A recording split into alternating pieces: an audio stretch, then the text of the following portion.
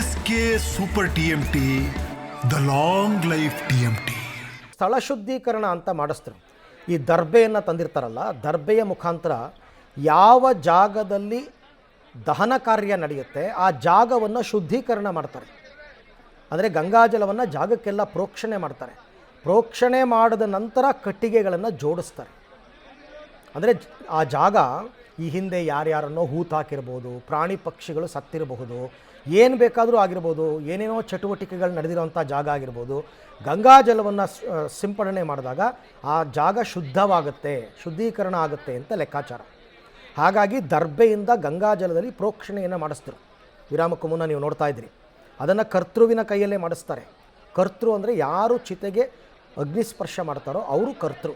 ಈಗ ಅವ್ರ ಮೊಮ್ಮಗಳು ಆಕೆಯ ಕೈಯಲ್ಲಿ ಸ್ಥಳ ಶುದ್ಧೀಕರಣವನ್ನು ಮಾಡಿಸಿ ನಂತರ ಕಟ್ಟಿಗೆಗಳನ್ನು ಜೋಡಿಸಿ ಅದೊಂದು 2-2.5 ಅಡಿ ತನಕ ಕಟ್ಟಿಗೆಯನ್ನು ಜೋಡಿಸಿದ ಮೇಲೆ ಅದರ ಮೇಲೆ ಮೃತದೇಹವನ್ನು ಇರಿಸ್ತಾರೆ. ಅದನ್ನೇ ಚಿತೆ ಅಂತ ಕರೆಯೋದು.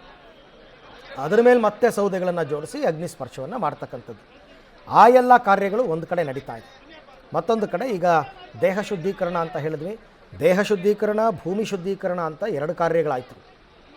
2 ಕಾರ್ಯಗಳು ಈಗ ಮುಕ್ತಾಯ ಆಗಿದೆ. ಸೊ ಆ ಕಾರ್ಯಗಳೆಲ್ಲ ನಡೆದ ನಂತರ ಈಗ ಬಂದಿರೋರೆಲ್ಲ ಅಂತಿಮವಾಗಿ ಒಂದು ಸರ್ತಿ ಕೊನೆಯದಾಗಿ ನಾವು ನೋಡ್ಕೊಂಡ್ಬಿಡ್ತೀವಿ ಅನ್ನೋದಕ್ಕೆಲ್ಲ ಅವಕಾಶ ಕೊಡ್ತಾರೆ. ಕೊನೆಯದಾಗಿ ದೂರದ ಊರುಗಳಿಂದೆಲ್ಲ ಬಂದಿರ್ತಾರೆ ಪಾಪ, ಆಯಿತು ನೋಡ್ಕೊಳ್ಳಿ ಅಂತಂದ್ಬಿಟ್ಟು. ಈಗ ಸರ್ಕಾರಿ ಗೌರವಕ್ಕೂ ಟೈಮ್ ಕೊಡಬೇಕಲ್ಲ, ಅದು ಒಂದು ಅರ್ಧ ಗಂಟೆ ಆಗುತ್ತೆ. ಬಂದಿರುವ ಗಣ್ಯರೆಲ್ಲ ಹೂಗುಚ್ಛವನ್ನು ಅರ್ಪಿಸಿ ಕೊನೆಯ ನಮನವನ್ನು ಸಲ್ಲಿಸಬೇಕಲ್ಲ, ಆ ಕಾರ್ಯಗಳೆಲ್ಲ ಆಗಬೇಕು. ಅದಕ್ಕೆಲ್ಲ ಟೈಮ್ ಕೊಡಬೇಕು. ಬಟ್ ಎಸ್ ಜಾನಕಿ ಅವರು ಬಹಳ ಇಷ್ಟಪಟ್ಟು ತೆಗೆದುಕೊಂಡ ಜಾಗ ಇದು. ಕಣಿಯನಹುಂಡಿ ಗ್ರಾಮದಲ್ಲಿ ಒಂದು 2 ಎಕರೆ ಜಮೀನು ತೊಗೊಂಡಿದ್ರು. ಅಲ್ಲೊಂದು ಪುಟ್ಟ ಮನೆ ಕಟ್ಟಬೇಕು, ತೊಟ್ಟಿ ಮನೆ ಕಟ್ಟಬೇಕು ಅಂತ ಆಸೆ ಇತ್ತಂತೆ ಅವರಿಗೆ, ಹೆಂಚಿನ ಮನೆ, ಅಲ್ಲಿ ವಾಸ ಇರಬೇಕು ಅಂತ. ಬಟ್ ಅದು ಯಾಕೋ ಆಗಲೇ ಇಲ್ಲ ಅದು. ಆದರೆ ಅದೇ ಜಾಗದಲ್ಲೇ ಅಂತ್ಯಕ್ರಿಯೆ ನಡೆಯೋದು ಅದು ದುರ್ದೈವದ ಸಂಗತಿ, ಏನೂ ಮಾಡೋಕ್ಕಾಗಲ್ಲ. ಕೊನೆಯ ದಿನಗಳನ್ನು ಮೈಸೂರಲ್ಲೇ ಕಳೀಬೇಕು ಅಂತ ಬಯಸಿದ್ರು, ಕಳೆದ್ರು. ಆಯಿತಾ, ತುಂಬ ನೋಡಿ, ಅವರು ಹೈದರಾಬಾದ್ ಇರ್ಬೋದು, ಬಾಂಬೆ ಇರ್ಬೋದು, ಚೆನ್ನೈ ಇರ್ಬೋದು, ಅಲ್ಲೆಲ್ಲ ವಿಪರೀತ ಓಡಾಡಿದವರು. 3 ಶಿಫ್ಟಲ್ಲಿ ಕೆಲಸ ಮಾಡ್ತಾಯಿದ್ದವರು. ತೆಲುಗಲ್ಲೂ ಹಾಡ್ತಾಯಿದ್ರು, ತಮಿಳಲ್ಲಿ ಹಾಡ್ತಾಯಿದ್ರು, ಮಲಯಾಳಮಲ್ಲಿ ಹಾಡ್ತಾಯಿದ್ರು, ಕನ್ನಡದಲ್ಲಿ ಹಾಡ್ತಾಯಿದ್ರು. ಆದರೆ ಕನ್ನಡ ಭಾಷೆ ಅಂದರೆ ಅವರಿಗೆ ಯಾಕೋ ಎಲ್ಲಿಲ್ಲದ ಪ್ರೀತಿ. ಕನ್ನಡದ ಜನರು ಅವ್ರಿಗೆ ಕೊಟ್ಟ ಪ್ರೀತಿ ಅವ್ರು ಯಾವತ್ತೂ ಮರ್ತಿರಲಿಲ್ಲ. ಹಾಗಾಗಿ ಅವರಿಗೆ ಸಂಬಂಧವೇ ಇಲ್ಲದ ಮೈಸೂರು, ಅವ್ರು ಹುಟ್ಟಿದ್ದು ಆಂಧ್ರ ಪ್ರದೇಶದಲ್ಲಿ, ಸಂಬಂಧವೇ ಇಲ್ಲದ ಮೈಸೂರಿಗೆ ಬಂದು ಅವರು ನೆಲೆಸಿದ್ರು. ತುಂಬ ಜನಕ್ಕೆ ಗೊತ್ತೇ ಇರಲಿಲ್ಲ. ಇತ್ತೀಚಿನ ದಿನಗಳಲ್ಲಿ ಜಾನಕಮ್ಮನವರು ಮೈಸೂರಿನಲ್ಲೇ ಇದ್ದರು ಅಂತ ತುಂಬ ಜನಕ್ಕೆ ಗೊತ್ತೇ ಇರಲಿಲ್ಲ. ಆದರೆ ಇತ್ತೀಚಿನ ವರ್ಷಗಳಲ್ಲಂತೂ ಅವರ ಆರೋಗ್ಯದಲ್ಲಿ ತುಂಬ ಏರ್ಪೇರು ಆಗ್ತಾಯಿತ್ತು. ತುಂಬ ನೊಂದಿದ್ರು ಪಾಪ ಆರೋಗ್ಯದಲ್ಲಿ. ಆಮೇಲೆ ಅದು ವಯೋಸಹಜ, ಏನೂ ಮಾಡೋಕ್ಕಾಗಲ್ಲ, ವಯೋಸಹಜ. ಅಂದರೆ 3 ಸರ್ತಿ ಬಿದ್ದು ಮಂಡಿ ನೋವು ಮಾಡ್ಕೊಂಡಿದ್ರು. ಅದು ಕೂಡ ತುಂಬ ಬಾಧಿಸ್ಬಿಡ್ತು ಅವ್ರಿಗೆ. ನಿನ್ನೆ ಅವರು ಅಪೋಲೋ ಹಾಸ್ಪಿಟ್ಲಿಗೆ ಬಂದಿದ್ದು ಕೂಡ ಮಂಡಿ ನೋವು ಟ್ರೀಟ್ಮೆಂಟ್ ತೊಗೊಳಕ್ಕೆ ಅಂತ. ಬಟ್ ಅಲ್ಲೇ ಹಾರ್ಟ್ ಅಟ್ಯಾಕ್ ಆಯಿತು. ಹಾಸ್ಪಿಟ್ಲಲ್ಲಿ ಇದ್ದಾಗಲೇ ಹಾರ್ಟ್ ಅಟ್ಯಾಕ್ ಆಯಿತು ನೋಡಿ. ಡಾಕ್ಟ್ರುಗಳ ಸಮ್ಮುಖದಲ್ಲೇ ಹಾರ್ಟ್ ಅಟ್ಯಾಕ್ ಆದರೂ ಕೂಡ ಅವರು ಶತಪ್ರಯತ್ನ ಪಟ್ಟರು ಪಾಪ, ಬದುಕಿಸ್ಕೊಳ್ಳೋಕ್ಕಾಗಲಿಲ್ಲ, ಆಗಲೇ ಇಲ್ಲ. ನೋಡಿ, ಸಂಬಂಧಿಕರೆಲ್ಲ ಕೆಲವರೆಲ್ಲ ಆಗಮಿಸಿದ್ದಾರೆ. ಆ ಸ್ಥಳದಲ್ಲಿ ಅವ್ರಿಗೆ ಕೂತ್ಕೊಳ್ಳೋ ವ್ಯವಸ್ಥೆಯನ್ನೆಲ್ಲ ಮಾಡ್ತಾಯಿದ್ದಾರೆ. ಈಗ ನನ್ನ ಪ್ರಕಾರ ಸರ್ಕಾರಿ ಗೌರವಗಳೆಲ್ಲ ಆರಂಭ ಆಗುತ್ತೆ. ವಾದ್ಯ ವೃಂದದವರು, ಪೊಲೀಸ್ ಇಲಾಖೆಯಿಂದ ಮತ್ತು ಸಶಸ್ತ್ರ ಪಡೆ ಅವರೆಲ್ಲರೂ ಕೂಡ ಬಂದಿದ್ದಾರೆ. 3 ಸುತ್ತು ಕುಶಾಲ್ ತೋಪನ್ನು ಹಾರಿಸಿ ಸರ್ಕಾರದ ಗೌರವವನ್ನು ಕೊಡ್ತಾರೆ. ಸೊ ಅದನ್ನೆಲ್ಲ ಇವಾಗ ನೀವು ನೋಡ್ಬೋದು. ಆರಂಭಿಕ ಪೂಜೆಗಳೆಲ್ಲ ಮುಗೀತು, ಎಲ್ಲವೂ ಕೂಡ ಮುಕ್ತಾಯ ಆಗಿದೆ. ಬಂದಿರತಕ್ಕಂಥವರು ಕೊನೆಯದಾಗಿ ಹತ್ತಿರ ಬಂದು ಆ ಬಾಕ್ಸನ್ನು ತೆಗೆದ ಮೇಲೆ ಕೊನೆಯದಾಗಿ ಒಂದು ದರ್ಶನವನ್ನು ಮಾಡ್ಕೊಳ್ಳೋದಕ್ಕೆ ಅವಕಾಶವನ್ನು ಕೊಡಿ ಅಂತ ಕೇಳ್ಕೊಂಡಿರ್ತಾರೆ. ಅವಕಾಶವನ್ನು ಕಲ್ಪಿಸಿಕೊಟ್ಟಿದ್ದಾರೆ. ಕೆಲವು ಆಗಮಿಕರ ನೇತೃತ್ವದಲ್ಲಿ, ಮಾರ್ಗದರ್ಶನದಲ್ಲಿ ಅಂತಿಮ ಸಂಸ್ಕಾರ, ಅಂತಿಮ ವಿಧಿ ವಿಧಾನಗಳೆಲ್ಲವೂ ಕೂಡ ಈಗ ನಡಿಬೇಕು, ಇನ್ನಷ್ಟೇ ನಡಿಬೇಕು ಎಲ್ಲವೂ ಕೂಡ. ಸೊ ಅದೆಲ್ಲವೂ ಕೂಡ ಆರಂಭ ಆಗುತ್ತೆ, ಇನ್ನಷ್ಟೇ ಆರಂಭ ಆಗುತ್ತೆ. ಈಗ ಸದ್ಯದ ಮಾಹಿತಿಯ ಪ್ರಕಾರ ಕಣಿಯನಹುಂಡಿಯ ತೋಟದಲ್ಲಿ ಅಂತ್ಯಕ್ರಿಯೆ ನಡೀತಾ ಇದೆ. ತೆಲುಗು ಬ್ರಾಹ್ಮಣ ಸಂಪ್ರದಾಯದಂತೆ ಅಂತ್ಯ ಸಂಸ್ಕಾರ. ದಕ್ಷಿಣ ಭಾರತದ ಖ್ಯಾತ ಗಾಯಕಿ ಸ್ವರ ಸರಸ್ವತಿ, ಎಷ್ಟು ಅವರನ್ನು ಹೊಗಳಿದ್ರೂ ಕೂಡ ಸಾಕಾಗಲ್ಲ, ಎಸ್ ಜಾನಕಿ ಅವರು ನಿನ್ನೆ ಅಷ್ಟೇ ದೈವಾಧೀನರಾದರು. 6 ದಶಕ, 60 ವರ್ಷ ಅವರು ಸಂಗೀತ ಕ್ಷೇತ್ರದಲ್ಲಿ ಸಾಧನೆಯನ್ನು ಮಾಡಿದಂಥವ್ರು. 60 ವರ್ಷ ಅಂತಂದರೆ ಸಾಮಾನ್ಯವಲ್ಲ. ಎಷ್ಟು 48,000 ಹಾಡುಗಳನ್ನು ಅವರು ಹಾಡಿರ್ತಕ್ಕಂಥದ್ದು 48,000.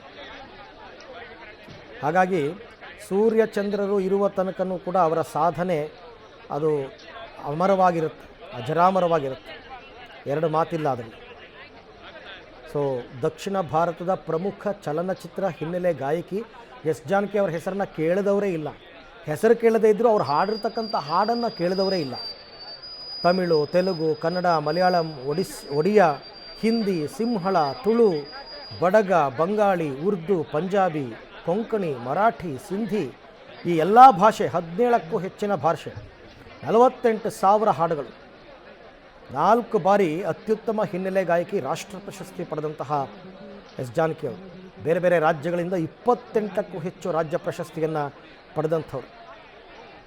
ಹಾಗಾಗಿ 1938 ಸ್ವಾತಂತ್ರ್ಯ ಪೂರ್ವದಲ್ಲಿ ಜನನ ಆಗಿದ್ದಿವ್ರದ್ದು.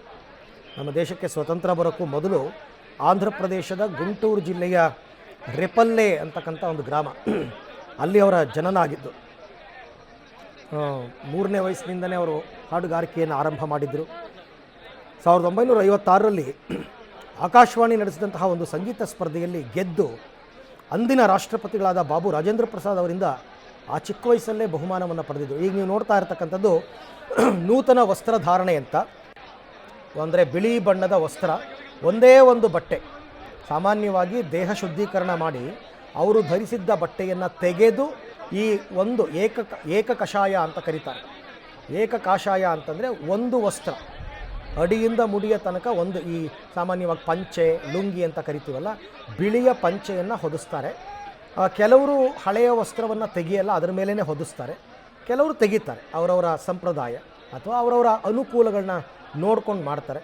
ಹೆಂಗಸರಾದರೆ ಸ್ವಲ್ಪ ಆ ಸೀರೆಯ ಮೇಲೇ ಈ ಪಂಚೆಯನ್ನು, ವಸ್ತ್ರವನ್ನು ಒದಿಸ್ಬಿಟ್ಟು ಅಂತ್ಯ ಸಂಸ್ಕಾರವನ್ನು ಮಾಡತಕ್ಕಂಥದ್ದು ಪದ್ಧತಿ. ಪುರುಷರಾದರೆ ಅವರ ಹಳೆಯ ಬಟ್ಟೆಯನ್ನೆಲ್ಲ ತೆಗೆದು ಹೊಸ ಬಟ್ಟೆಯನ್ನೇ ಧಾರಣೆ ಮಾಡ್ತಾರೆ. ಸ್ತ್ರೀಯರಾದರೆ ಉಟ್ಟ ಬಟ್ಟೆಯ ಮೇಲೇ ಇದನ್ನು ಹೊದಿಸ್ತಾರೆ. ಸೊ ಇವೆಲ್ಲವೂ ಕೂಡ ಆಯಿತು. ಇವಾಗ ಹೊಸ ವಸ್ತ್ರ ಧಾರಣೆ ಎಲ್ಲ ಆಗಿದೆ. ಸೊ ಸಾಮಾನ್ಯವಾಗಿ ಪದ್ಧತಿ ಏನು ಅಂತಂದ್ರೆ ನೋಡಿ, ಹೊಸ ವಸ್ತ್ರ ಧಾರಣೆ ಎಲ್ಲ ಮಾಡಾಯಿತು. ಸೊ ಅದೆಲ್ಲವೂ ಕೂಡ ಮುಕ್ತಾಯ ಆದ ನಂತರ ಇಲ್ಲಿ ಚಿತೆ ಕೂಡ ಸಿದ್ಧ ಮಾಡಿದ್ದಾರೆ. ಆ ಚಿತೆಯನ್ನೆಲ್ಲ ಶುದ್ಧೀಕರಣ ಎಲ್ಲ ಮಾಡಾಯಿತು. ಈಗ ಸರ್ಕಾರದ ಗೌರವಗಳು ಆರಂಭ ಆಗುತ್ತೆ. ಈಗ ಸ್ವಲ್ಪ ಕುಟುಂಬಸ್ಥರಿಗೆಲ್ಲ ಸ್ವಲ್ಪ ಒಂದು ಕಡೆ ಕೂತ್ಕೊಳ್ಳಿ ಅಂತ ಹೇಳಿ ಅವ್ರಿಗೆ ಕೂರಿಸಿ, ಬೇರೆಯವರಾದರೆ ಜನಸಾಮಾನ್ಯರಾದರೆ ಇಮಿಡಿಯೇಟಾಗಿ ಮಾಡ್ತಾರೆ, ಇಲ್ಲೊಂದು ಅರ್ಧ ಗಂಟೆ ಟೈಮ್ ಕೊಡಬೇಕಲ್ಲ, ಕೂರಿಸ್ತಾರೆ ನೋಡಿ. ಕೂರಿಸಿದ ನಂತರ ಈಗ ಅವರಿಗೆ ಸರ್ಕಾರದ ಗೌರವಗಳೆಲ್ಲವೂ ಕೂಡ ಆರಂಭ ಆಗುತ್ತೆ. ಇನ್ನೇನು ಕೆಲವೇ ಕ್ಷಣದಲ್ಲಿ ಆರಂಭ ಆಗುತ್ತೆ. ಆಗಮಿಕರೆಲ್ಲ ಪೊಲೀಸರಿಗೆ ಮಾಹಿತಿಯನ್ನು ಕೊಡ್ತಾ ಇದ್ದಾರೆ, ಏನೇನು ಮಾಡಬೇಕು, ಏನು ಎತ್ತ ಅಂತಂದ್ಬಿಟ್ಟು. ಶುರು ಆಯಿತು ನೋಡಿ.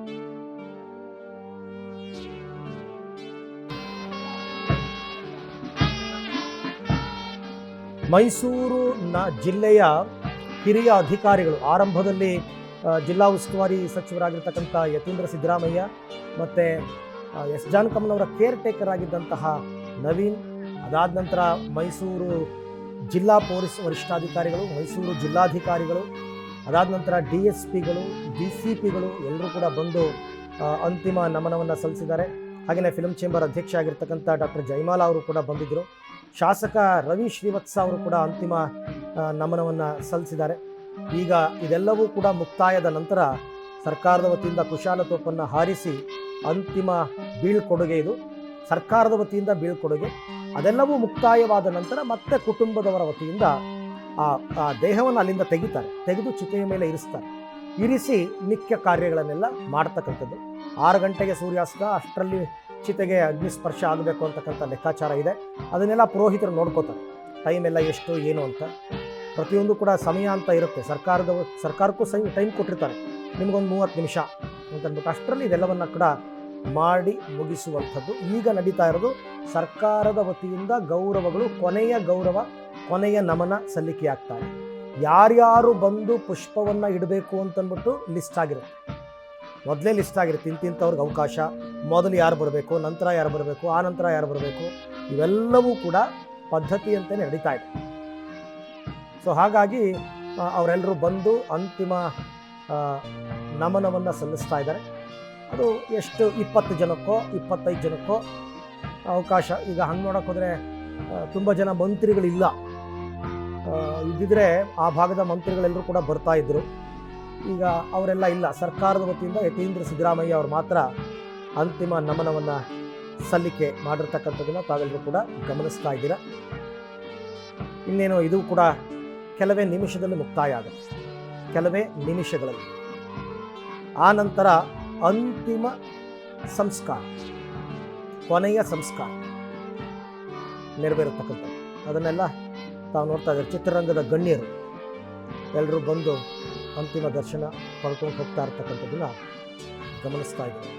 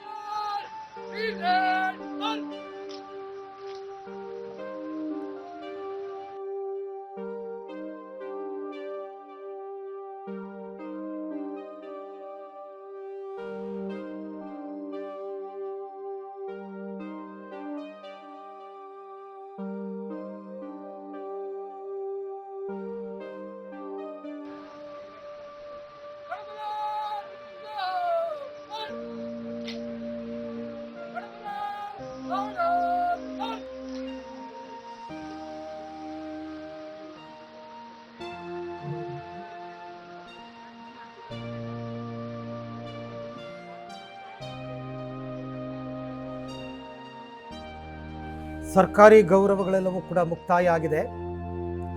ಪದ್ಮ ಪ್ರಶಸ್ತಿ ಬಂದಿತ್ತು ಜಾನ್ಕಮ್ನವ್ರಿಗೆ, ಅವರು ತಿರಸ್ಕಾರ ಮಾಡಿದರು. ಪದ್ಮ ಪ್ರಶಸ್ತಿ ಬಂದಿದ್ದರೆ ರಾಷ್ಟ್ರಧ್ವಜವನ್ನು ಹೊದಿಸ್ತಾ ಇದ್ರು, ಹೊದಿಸಿ ಅದನ್ನು ತೆಗೆದು ಕುಟುಂಬಸ್ಥರಿಗೆ ಹಸ್ತಾಂತರ ಮಾಡ್ತಾ ಇದ್ರು. ಈಗ ನೀವು ನೋಡ್ತಾ ಇದ್ದೀರಲ್ಲ, ಅವರ ಮೈ ಮೇಲೆ ಏನಾದರೂ ಒಡವೆಗಳಿದ್ದರೆ ಅಥವಾ ಅವ್ರಿಗೆ ಇಷ್ಟಪಟ್ಟ ವಾಚ್ ಎಲ್ಲ ಹಾಕಿದ್ರೆ ಆ ಥರ ಇದ್ದರೆ ಅದನ್ನೆಲ್ಲ ತೆಕ್ಕೊಳ್ಳೋದಕ್ಕೆ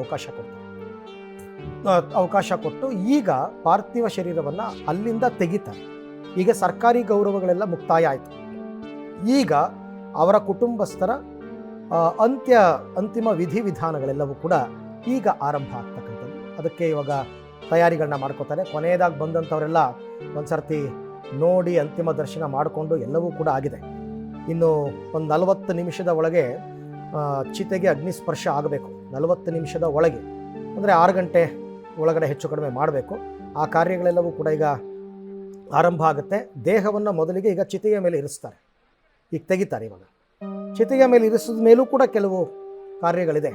ಅದೆಲ್ಲವನ್ನು ಕೂಡ ಮಾಡಿದ ನಂತರ ಯಾವಾಗ ದೇಹದ ಮೇಲೆ ಕಟ್ಟಿಗೆಗಳನ್ನು ಜೋಡಿಸ್ತಾರೆ ಅಲ್ಲಿಗೆ ಹೆಚ್ಚು ಕಡಿಮೆ ಎಲ್ಲ ಮುಕ್ತಾಯ ಆಯಿತು ಅಂತ. ಆಮೇಲೆ ಕರ್ಪೂರಗಳನ್ನೆಲ್ಲ ಆಯಕಟ್ಟಿನ ಪ್ರದೇಶದಲ್ಲಿ ಎಲ್ಲ ಇಟ್ಟು ಚಿತೆಯಲ್ಲಿ ಕೊನೆಯದಾಗಿ ತುಪ್ಪವನ್ನು ಸುರಿದು ಅಗ್ನಿಸ್ಪರ್ಶವನ್ನು ಮಾಡಿಸ್ತಾರೆ. ಅಗ್ನಿಗೆ ಸ್ಪರ್ಶ ಮಾಡಿದ್ಮೇಲೆ ಚಿತೆಯಿಂದ ಅಪ್ರದಕ್ಷಿಣೆಯಾಗಿ 3 ಸುತ್ತು ಬರ್ತಾರೆ ಮಡಿಕೆಯನ್ನು ಇಟ್ಕೊಂಡು. ಅದೆಲ್ಲ ಪದ್ಧತಿಗಳು ಅವ್ರಿಗೆ ಇದೆಯಾ ಇಲ್ವಾ ಗೊತ್ತಿಲ್ಲ, ನೋಡಬೇಕು. ಆಲ್ಮೋಸ್ಟ್ ಇರುತ್ತೆ. ಅದನ್ನೆಲ್ಲ ಮಾಡಿದ ನಂತರ ಅಲ್ಲಿಗೆ ಅದು ಮುಕ್ತಾಯ ಅಂತ. ಒಂದು ಸಾರ್ತಿ ಚಿತೆಗೆ ಅಗ್ನಿಸ್ಪರ್ಶ ಆಯಿತು ಅಂದರೆ ಅಲ್ಲಿಗೆ ಪ್ರಕ್ರಿಯೆಗಳು ಇವತ್ತಿನದ್ದು ಎಲ್ಲ ಮುಕ್ತಾಯ ಆಗುತ್ತೆ. ನಾಳೆ ಎಲ್ಲ ಅದಾದ್ಮೇಲೆ ಆ ಬೂದಿಯನ್ನು ತಗೊಂಡು ಕಾವೇರಿ ನದಿಯಲ್ಲಿ ವಿಸರ್ಜನೆ ಮಾಡೋದು, ಅಸ್ಥಿ ವಿಸರ್ಜನೆ, ಈ ಕಾರ್ಯಗಳೆಲ್ಲ ಕುಟುಂಬದವರು ಮಾಡ್ಕೊಂಡು ಹೋಗ್ತಾರೆ ಅವ್ರ ಪಾಡಿಗೆ.